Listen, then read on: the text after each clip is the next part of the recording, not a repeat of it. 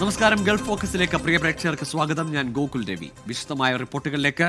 ഒമാനിൽ കൊടും ചൂടിൽ നിന്ന് തൊഴിലാളികൾക്ക് സംരക്ഷണം ഒരുക്കാൻ ജൂൺ 1 മുതൽ മധ്യാഹ്ന വിശ്രമം പ്രാബല്യത്തിൽ വരും. ഉയർന്ന താപനില രേഖപ്പെടുത്താറുള്ള സമയമാണ് വിശ്രമത്തിനായി അനുവദിച്ചിരിക്കുന്നത്. തൊഴിലാളികളുടെ ആരോഗ്യവും തൊഴിൽ സുരക്ഷയും പരിഗണിച്ചാണ് അധികൃതർ മധ്യാഹ്ന വിശ്രമമേള ഏർപ്പെടുത്തിയത്. നാളെ മുതലാണ് ഉച്ചവിശ്രമ നിയമം രാജ്യത്ത് നിലവിൽ വരിക. ഒമാൻ തൊഴിൽ നിയമത്തിലെ ആർട്ടിക്കിൾ 16 പ്രകാരം പുറത്ത് ജോലിയിൽ ഏർപ്പെട്ടിരിക്കുന്ന തൊഴിലാളികൾക്ക് ഉച്ചയ്ക്ക് 12:30 മുതൽ 3:30 വരെയുള്ള സമയങ്ങളിൽ വിശ്രമം നൽകാൻ കമ്പനിയും തൊഴിൽ സ്ഥാപനങ്ങളും ബാധ്യസ്ഥരാണ്. 3 മണിക്കൂർ ഇടവേള പുറം ജോലിക്കാരെ തൊഴിലാളികൾക്ക് ഏറെ ആശ്വാസകരമാണ്. ഈ സമയത്ത് തൊഴിലാളികളെ ജോലിയെടുപ്പിക്കുന്നത് തൊഴിലാളികളോടുള്ള അവകാശ ലംഘനമാണെന്നും അധികൃതർ വ്യക്തമാക്കിയിട്ടുണ്ട്. 100 റിയാൽ മുതൽ 500 റിയാൽ വരെ പിഴ ലഭിക്കുന്ന കുറ്റമാണ് ഇത്. 1 വർഷത്തിൽ കൂടുതൽ തടവും ശിക്ഷയായി ലഭിക്കും. നിയമലംഘനം ആവർത്തിച്ചാൽ പിഴയും ഇരട്ടിയാകും. തൊഴിലാളികൾക്ക് വിശ്രമത്തിനുള്ള സൗകര്യങ്ങൾ ഒരുക്കാത്ത കമ്പനികൾക്കെതിരെയും നടപടി സ്വീകരിക്കും.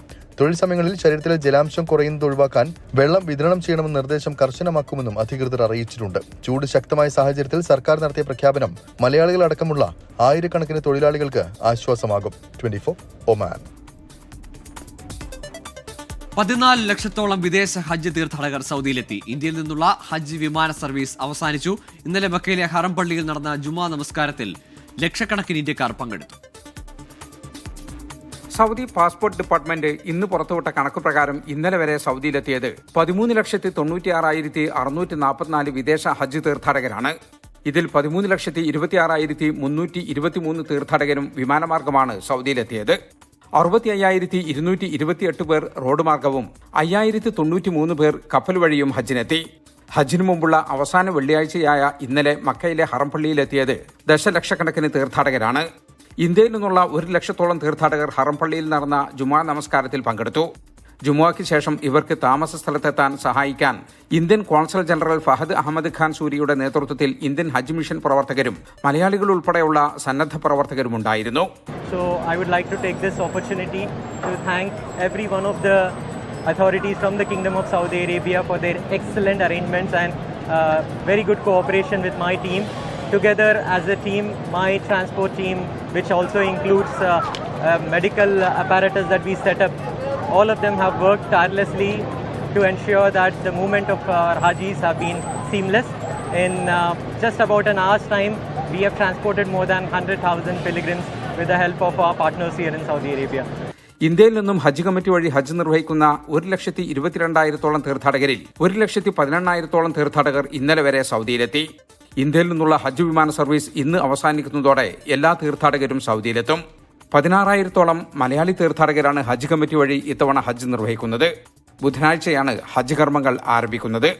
ജലീൽ കണമകലം, 24 ജിദ്ദ. കേരളത്തിൽ നിന്നുള്ള ഹജ്ജ് വിമാന സർവീസ് അവസാനിച്ചു. കൊച്ചിയിൽ നിന്നെത്തിയ അവസാന സംഘത്തിന് ഊഷ്മളമായ വരവേൽപ്പാണ് മലയാളി സന്നദ്ധ സംഘടനകളുടെ നേതൃത്വത്തിൽ ജിദ്ദ വിമാനത്താവളത്തിൽ ലഭിച്ചത്. ജിദ്ദ വിമാനത്താവളത്തിലെ ടെർമിനൽ 1 ഇറങ്ങിയ കേരളത്തിൽ നിന്നുള്ള അവസാന ഹജ്ജ് സംഘത്തെ വരവേൽക്കാൻ നിരവധി മലയാളി സന്നദ്ധ പ്രവർത്തകരാണ് എത്തിയത്. ഇമിഗ്രേഷൻ നടപടിക്രമങ്ങൾ പൂർത്തിയാക്കി പുറത്തിറങ്ങിയ തീർത്ഥാടകരെ ട്രെയിനിൽ മക്കയിലേക്ക് കയറ്റിവിടുന്നതുവരെ ഇവരുടെ സേവനമുണ്ടായിരുന്നു. തീർത്ഥാടകരെ സംബന്ധിച്ചിടത്തോളം ഏറെ സഹായകരമാണ് സന്നദ്ധ പ്രവർത്തകരുടെ സേവനം. ഇവിടുത്തെ സൗകര്യങ്ങൾ സൗദി ഗവൺമെന്റ് ചെയ്തിരിക്കുന്ന സൗകര്യങ്ങൾ ഏറ്റവും അതിശയിപ്പിക്കുന്നതാണ്. ഒപ്പം തന്നെ ഇവിടെ വന്നപ്പോൾ ഞങ്ങളെ സ്വീകരിച്ചത് KMCCയുടെ പ്രവർത്തകരാണ്. ഏറ്റവും അഭിമാനം തോന്നുന്നു. നമ്മുടെ നാടും വീടും വിട്ട് കേരളത്തിൻ്റെ അതേ സേവന പ്രവർത്തനങ്ങൾ കേരളത്തിൽ നടത്തുന്ന അതേ സേവന പ്രവർത്തനങ്ങൾ KMCC അങ്ങ് മക്കയിൽ നടന്നു എന്ന് അറിയുമ്പോൾ ഏറ്റവും സന്തോഷമുണ്ട്. മുന്തിയ ഇനം ഈന്തപ്പഴവും ഔഷധ ഛായയും നൽകിയാണ് സന്നദ്ധ പ്രവർത്തകർ തീർത്ഥാടകരെ സ്വീകരിച്ചത്. ഇന്ത്യയിൽ നിന്നുള്ള ആദ്യ വിമാനം ജിദ്ദയിലെത്തിയപ്പോൾ ആരംഭിച്ച KMCCയുടെ എയർപോർട്ട് സേവനം ഇനി തീർത്ഥാടകരുടെ മടക്കയാത്രാ വേളയിലും ഉണ്ടാകും. വിമാനത്താവളത്തിൽ KMCCയുടെ നേതൃത്വത്തിലുള്ള സേവന പ്രവർത്തനങ്ങൾക്ക് അഹമ്മദ് പാളയാട്ട്, അബൂബക്കർ അരിമ്പ്ര, VP മുസ്തഫ, VP അബ്ദുറഹ്മാൻ, നൌഫൽ റഹേലി, മൂസ പട്ടത്ത് തുടങ്ങിയവർ നേതൃത്വം നൽകി. ജലീൽ കണമകലം, 24 ജിദ്ദ. ഷാർജ ഹംറിയ മേഖലയിലെ ഇന്ധന സംഭരണശാലയിൽ അഗ്നിബാധ. ഉടൻ സ്ഥലത്തെത്തിയ ഷാർജ സിവിൽ ഡിഫൻസ് അധികൃതർ തീ നിയന്ത്രണ വിധേയമാക്കി. സംഭവത്തിൽ ആളപായം റിപ്പോർട്ട് ചെയ്തിട്ടില്ല. സുരക്ഷാ മുൻകരുതലുകളുടെ ഭാഗമായി അടിയന്തര സേവനങ്ങളും മെഡിക്കൽ ടീമുകളും സ്ഥലത്തെത്തിയിരുന്നു. തീയുടെ കാരണം വ്യക്തമല്ലെന്നും അന്വേഷണം തുടരുകയാണെന്നും അധികൃതർ അറിയിച്ചു. തീപിടുത്തത്തെ തുടർന്ന് കനത്ത പുക മൂടിയതോടെ സമീപ പ്രദേശങ്ങളിൽ ജാഗ്രതാ നിർദ്ദേശങ്ങൾ പുറപ്പെടുവിച്ചിരുന്നു. ഗസയിൽ 2 മാസത്തേക്ക് വെടിനിർത്താൻ അമേരിക്ക മുന്നോട്ട് വെച്ച പദ്ധതി ഇസ്രയേൽ അംഗീകരിച്ചു. വെടിനിർത്തൽ നിർദ്ദേശം പരിശോധിച്ചു വരികയാണെന്ന് ഹമാസ്. പദ്ധതി അംഗീകരിച്ചില്ലെങ്കിൽ നാശം നേരിടേണ്ടി വരുമെന്ന് ഇസ്രയേൽ പ്രതിരോധ മന്ത്രി ഇസ്രയേൽ കട്സ് മുന്നറിയിപ്പ് നൽകി. ഇസ്രയേൽ ആക്രമണത്തിൽ കഴിഞ്ഞ 24 മണിക്കൂറിനിടെ 70 പേർ കൊല്ലപ്പെട്ടു. 60 ദിവസത്തെ വെടിനിർത്തൽ പദ്ധതിയാണ് അമേരിക്ക മുന്നോട്ട് വെച്ചത്. ജീവനോടെയുള്ള 18 ഇസ്രായേലി ബന്ദികൾക്കും മരിച്ച 10 ബന്ദികൾക്കും പകരമായി 1236 പലസ്തീൻ തടവുകാരെ വിട്ടയക്കാനും 180 പലസ്തീനികളുടെ മൃതദേഹങ്ങൾ കൈമാറാനുമാണ് വ്യവസ്ഥ. വെടിനിർത്തൽ കരാറിൽ ഹമാസ് ഒപ്പിടുന്ന പക്ഷം ഗസയിലേക്ക് ഐക്യരാഷ്ട്രസഭയും റെഡ് ക്രസന്റും മറ്റ് സന്നദ്ധ സംഘടനകളും മാനുഷിക സഹായം എത്തിക്കും. വെടിനിർത്തൽ കരാർ വ്യവസ്ഥയോട് ഇസ്രായേൽ യോജിച്ചെങ്കിലും പദ്ധതി പരിശോധിച്ചു വരികയാണെന്നായിരുന്നു ഹമാസിന്റെ പ്രതികരണം. യുദ്ധം പൂർണ്ണമായും അവസാനിപ്പിക്കണമെങ്കിൽ ഹമാസ് പൂർണ്ണമായും നിരായുധീകരിക്കണമെന്നും ബാക്കിയുള്ള 58 ബന്ദികളെയും കൈമാറണമെന്നുമാണ് ഇസ്രായേലിന്റെ ആവശ്യം. എന്നാൽ സമ്പൂർണ്ണ നിരായുധീകരണത്തോട് ഹമാസ് യോജിച്ചിട്ടില്ല. പകരം ഗസയിൽ നിന്നും ഇസ്രായേൽ സൈന്യം പൂർണ്ണമായും ഒഴിഞ്ഞാൽ മാത്രമേ യുദ്ധം അവസാനിപ്പിക്കാനാകൂ എന്നാണ് ഹമാസിന്റെ നിലപാട്. 60 ദിവസത്തെ വെടിനിർത്തൽ സമ്പൂർണ്ണ വെടിനിർത്തലിലേക്ക് നീങ്ങാൻ സാധ്യതയുണ്ടെന്ന് ട്രംപിന്റെ പശ്ചിമേഷ്യൻ പ്രതിനിധി സ്റ്റീവ് വിറ്റ്കോഫ് പ്രതികരിച്ചു. വെടിനിർത്തൽ കരാർ ഹമാസ് അംഗീകരിച്ചില്ലെങ്കിൽ കനത്ത ആക്രമണം നേരിടേണ്ടിവരുമെന്ന് ഇസ്രായേൽ പ്രതിരോധ മന്ത്രി ഇസ്രായേൽ കട്സ് വ്യക്തമാക്കി. International desk 24.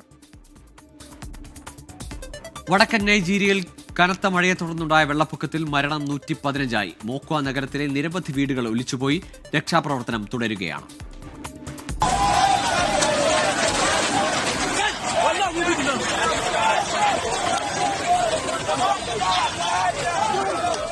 മണിക്കൂറുകളോളം നിലനിന്ന പേമാരിയെ തുടർന്നാണ് വ്യാഴാഴ്ച പുലർച്ചെ മിന്നൽ പ്രളയം വടക്കൻ നൈജീരിയയിലെ മോക്വ നഗരത്തിൽ കനത്ത നാശം വിതച്ചത്. പ്രളയജലം ഒഴുകിയെത്തി മോക്വ നഗരത്തിലെ 50ഓളം വീടുകൾ ഒലിച്ചുപോയി. കർഷക സമൂഹങ്ങൾ ധാരാളമുള്ള പ്രദേശമാണ് മോക്വ പട്ടണം. വീടുകളിലുണ്ടായിരുന്നവർ ഉറക്കത്തിലായിരുന്നതിനാലാണ് മരണനിരക്ക് കൂടിയത്. മോക്വയിലെ ടിഫിൻ മാസ, അങ്ക്വാൻ, ഫൗസാവ ജില്ലകളെയാണ് പ്രളയം കൂടുതലായി ബാധിച്ചത്. മരിച്ചവരിൽ ഏറെയും കുട്ടികളെന്ന് നൈജർ സ്റ്റേറ്റ് എമർജൻസി മാനേജ്മെന്റ് വ്യക്തമാക്കി. പ്രദേശത്ത് രക്ഷാപ്രവർത്തനം തുടരുകയാണ്. 2022 നൈജീരിയയിലുണ്ടായ വെള്ളപ്പൊക്കത്തിൽ 600 പേർ കൊല്ലപ്പെട്ടിരുന്നു. International desk 24. 72ാം ലോകസുന്ദരി പട്ടം ചൂടി തായ്ലൻഡ് സുന്ദരി ഒപ്പൽ സുഷാദ ചുവാങ്ശ്രീ. ഹൈദരാബാദിലെ ഹൈടെക്സ് എക്സിബിഷൻ സെന്ററിൽ നടന്ന ഗ്രാൻഡ് ഫിനാലെയിൽ എത്യോപ്യയിൽ നിന്നുള്ള ഹസറ്റ് ഡെറജെ 2ാം സ്ഥാനത്തെത്തി. ഇന്ത്യയുടെ നന്ദിനി ഗുപ്തയ്ക്ക് അവസാന 8ൽ ഇടം പിടിക്കാനായില്ല.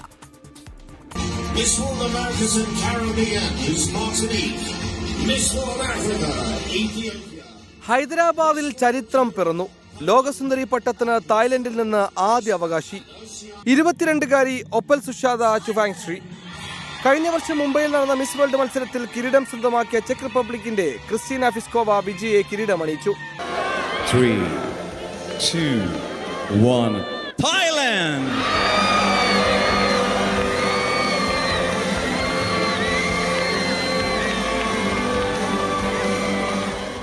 ഇന്റർനാഷണൽ റിലേഷൻസിൽ ഉന്നത പഠനം നടത്തുകയാണ് ഒപ്പൽ സുഷാദ. സ്ഥാനാർബുദം ചെറുക്കുന്നതിനുള്ള ക്യാമ്പയിനുകളിലെ സ്ഥിര സാന്നിധ്യം. എത്യോപ്യയിൽ നിന്നുള്ള ഗസ്റ്റ് ഡെറജയാണ് റണ്ണറപ്പ്. മിസ് ഇന്ത്യ നന്ദിനി ഗുപ്തയാണ് ഇന്ത്യയെ പ്രതിനിധീകരിച്ചത്. അവസാന 8 പേരിൽ ഇടം പിടിക്കാൻ നന്ദിനിക്കായില്ല. 2017 ലോകസുന്ദരി മാനുഷി ഷില്ലർ, തെലുഗു താരം റാണ ദഗുവാട്ടി എന്നിവരുൾപ്പെടെ 9 അംഗ ജഡ്ജിംഗ് പാനലാണ് വിജയെ കണ്ടെത്തിയത്. 24 ചെന്നൈ. റിയാദിലെ എറണാകുളം ജില്ലാ പ്രവാസി അസോസിയേഷൻ വനിതാ വേദി കിങ്സ് സൗത്ത് മെഡിക്കൽ സിറ്റി ഷുമൈസിയുമായി സഹകരിച്ച് രക്തദാന ക്യാമ്പ് സംഘടിപ്പിച്ചു. റിയാദിലെ പ്രമുഖ ഡോക്ടർ ആമിന സെറിൻ പരിപാടി ഉദ്ഘാടനം ചെയ്തു. പ്രസിഡന്റ് നസ്രിയ ജിബിൻ അധ്യക്ഷത വഹിച്ചു. വനിതാവേദി വൈസ് പ്രസിഡന്റ് കാർത്തിക രാജ് ആമുഖ പ്രഭാഷണം നടത്തി. ഭാരവാഹികളായ സലാം പെരുമ്പാവൂർ, ഡൊമിനിക് സാവിയോ, അബീർ കാക്കനാട്, എക്സിക്യൂട്ടീവ് മെമ്പർമാരായ ബിനു തോമസ്, നിഷാദ് ചെറുവട്ടൂർ തുടങ്ങിയവർ പരിപാടി നിയന്ത്രിച്ചു. ജോയിന്റ് സെക്രട്ടറി ജിയ ജോസ് സ്വാഗതവും പ്രോഗ്രാം കോർഡിനേറ്റർ സഹൽ പെരുമ്പാവൂർ നന്ദിയും രേഖപ്പെടുത്തി. പ്രോഗ്രാം കോർഡിനേറ്റർ സഹൽ പെരുമ്പാവൂർ, വനിതാവേദി കോർഡിനേറ്റർ നൌറീൻ ഷാ, നിജു കബീർ എന്നിവർ നേതൃത്വം നൽകി. അസോസിയേഷൻ അംഗങ്ങളും അവരുടെ കുടുംബങ്ങളും റിയാദിലെ രാഷ്ട്രീയ, സാമൂഹിക, സാംസ്കാരിക, ജീവകാരുണ്യ, ബിസിനസ് രംഗത്തെ നിരവധി പേരും പരിപാടിയിൽ പങ്കെടുത്തു. റിയാദിലെ പ്രാദേശിക സംഘടനകളുടെ പൊതുവേദിയായ ഫോർക്ക റിയാദ് 4ാമത് ഫുഡ് ഫെസ്റ്റ് സംഘടിപ്പിച്ചു. രുചികൾക്ക് മുന്നിൽ ദേശങ്ങളുടെ അതിരുകൾ ഇല്ലാതാവുന്ന കാഴ്ചയായി മാറിയ ഫുഡ് ഫെസ്റ്റ് മത്സരത്തിൽ നമ്മൾ ചാവക്കാട്ടുകാർ കൂട്ടായ്മ 1ാം സ്ഥാനം നേടി. രണ്ടാം സ്ഥാനം കൊയിലാണ്ടി നാട്ടുകൂട്ടവും മൂന്നാം സ്ഥാനം പെരുമ്പാവൂർ പ്രവാസി കൂട്ടായ്മയും കരസ്ഥമാക്കി. ചക്ക ബിരിയാണി മുതൽ കപ്പയും മീൻകറിയും വിവിധതരം ബിരിയാണിയും അടക്കം നാവിന് രുചിയേറുന്ന വൈവിധ്യമാർന്ന ഭക്ഷണ വിഭവങ്ങൾ മേളയിലുണ്ടായിരുന്നു. മദീന ഓഡിറ്റോറിയത്തിൽ നടന്ന ഫെസ്റ്റിൽ 4Kയിലെ അംഗസംഘടനകളായ മത്സരത്തിൽ പങ്കെടുത്തത് ചെയർമാൻ റഹ്മാൻ മുനമ്പത്ത് ഉദ്ഘാടനം ചെയ്തു. ആക്ടിംഗ് ചെയർമാൻ ജയൻ കൊടുങ്ങല്ലൂർ അധ്യക്ഷത വഹിച്ചു. പ്രോഗ്രാം കൺവീനർ വിനോദ് കൃഷ്ണ ആമുഖ പ്രഭാഷണം നടത്തി. ഒന്നാം സമ്മാനം ലഭിച്ചവർക്ക് 1 പവൻ സ്വർണവും, രണ്ടാം സമ്മാനാർഹർക്ക് 1/2 പവൻ സ്വർണവും, മൂന്നാം സമ്മാനത്തിന് അർഹരായവർക്ക് 1001 റിയാലും വിതരണം ചെയ്തു. പരിപാടിയിൽ സാമൂഹിക സാംസ്കാരിക രംഗത്തെ നിരവധി പേർ സംസാരിച്ചു. നിലമ്പൂരിൽ ആവേശപ്പോര്.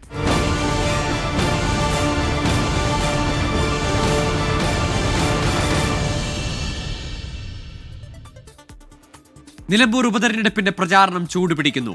ആവേശകരമായ റോഡ് ഷോയോടെ LDF പ്രചാരണത്തിൽ സജീവമായി.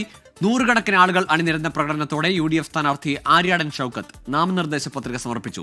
M സ്വരാജ് തിങ്കളാഴ്ച പത്രിക നൽകും. എപ്പോഴും ഒരു മഴയ്ക്ക് സാധ്യതയുണ്ടെന്ന് തോന്നിപ്പിക്കുന്ന മൂടിക്കെട്ടിയ അന്തരീക്ഷമാണ് നിലമ്പൂരിലെ ഇപ്പോഴത്തെ കാലാവസ്ഥ. എന്നാൽ മഴയ്ക്കും തണുപ്പിക്കാവുന്നതല്ല ഉപതെരഞ്ഞെടുപ്പിന്റെ ആവേശം.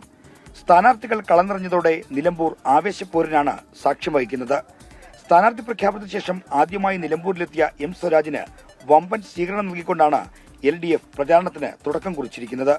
റെയിൽവേ സ്റ്റേഷനിലെ സ്വീകരണം പ്രവർത്തകരുടെ ആവേശത്തിൽ റോഡ് ഷോയായി മാറി.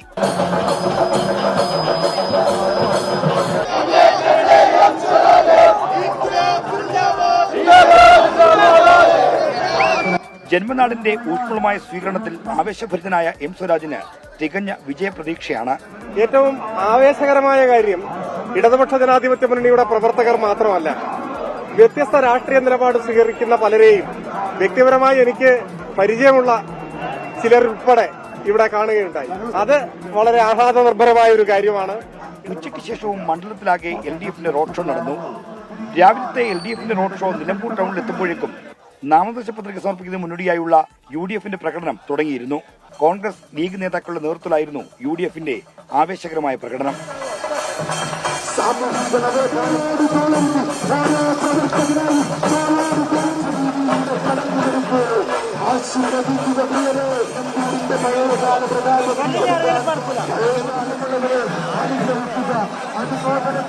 എതിരാളി ആരായാലും മണ്ഡലം തിരിച്ചുപിടിക്കുമെന്ന വിശ്വാസത്തിലാണ് UDF.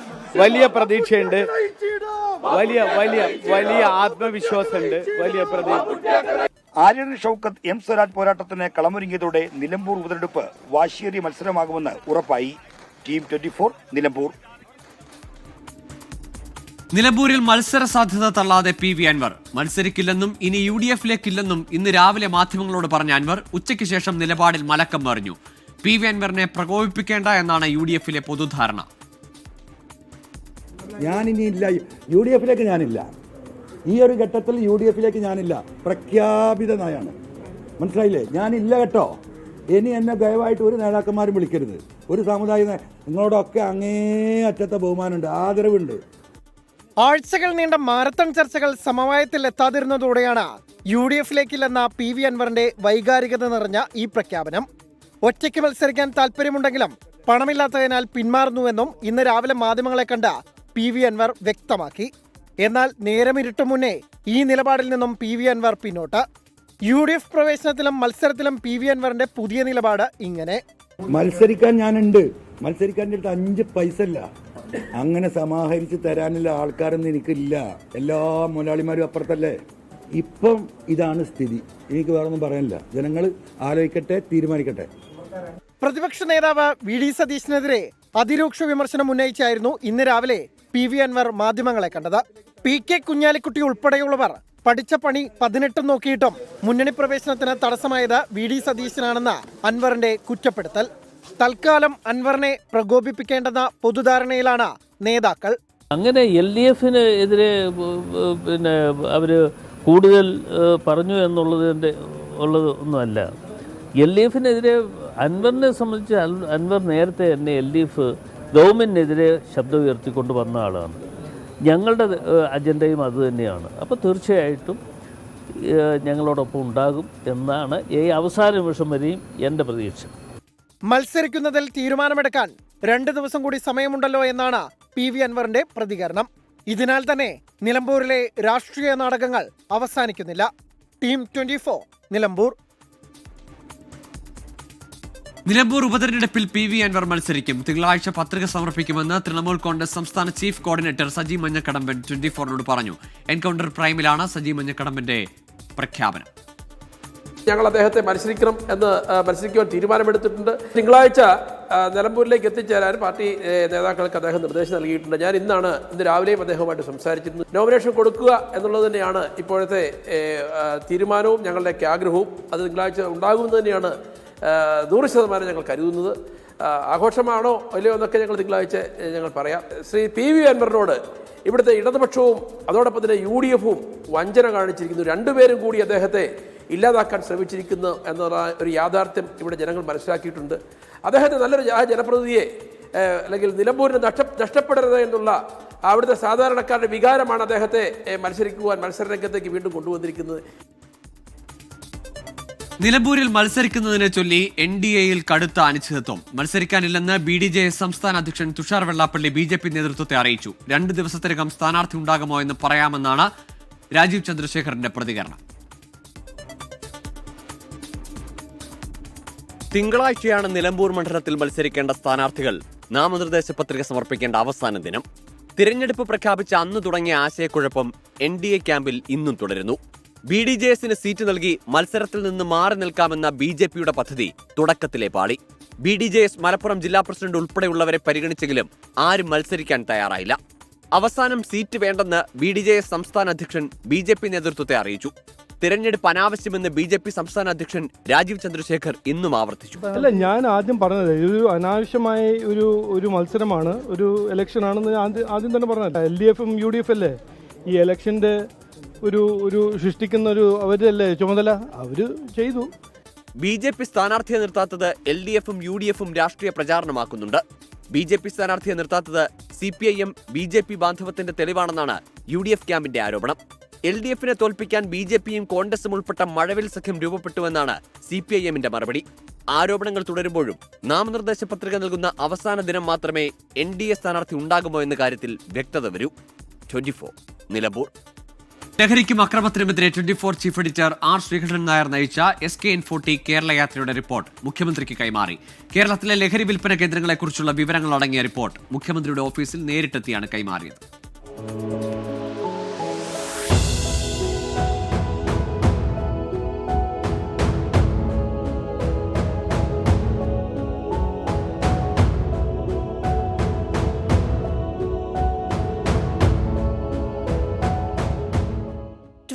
Chief editor R. Sreekandan Nair മാധ്യമ ജീവിതത്തിൽ 4 പതിറ്റാണ്ട് തികച്ച വേളയിലാണ് അരുത് അക്രമം അരുത് ലഹരി എന്ന സന്ദേശവുമായി SKN40 കേരള യാത്ര സംഘടിപ്പിച്ചത്.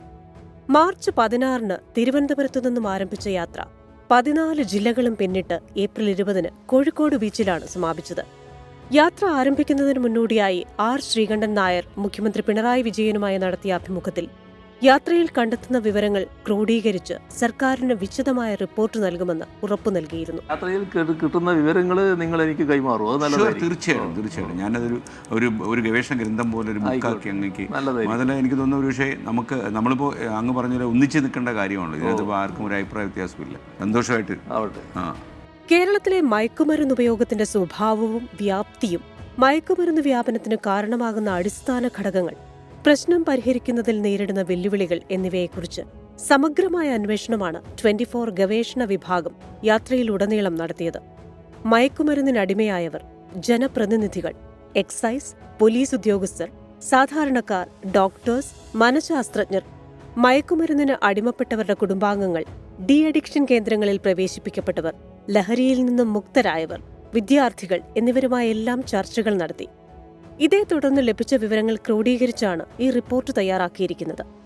സംസ്ഥാനത്ത് മയക്കുമരുന്നിന്റെ ഭീഷണി ഫലപ്രദമായി തടയുന്നതിനുള്ള ശുപാർശകളും പരിഹാരമാർഗങ്ങളും റിപ്പോർട്ടിലുണ്ട്. മുഖ്യമന്ത്രിയുടെ ഓഫീസിലെത്തി 24 chief editor R. Sreekandan Nair report മുഖ്യമന്ത്രിക്ക് കൈമാറി. ചടങ്ങിൽ 24 editor in charge PP James, news and programmes vice president C. Unnikrishnan എന്നിവർ പങ്കെടുത്തു. 24 തിരുവനന്തപുരം.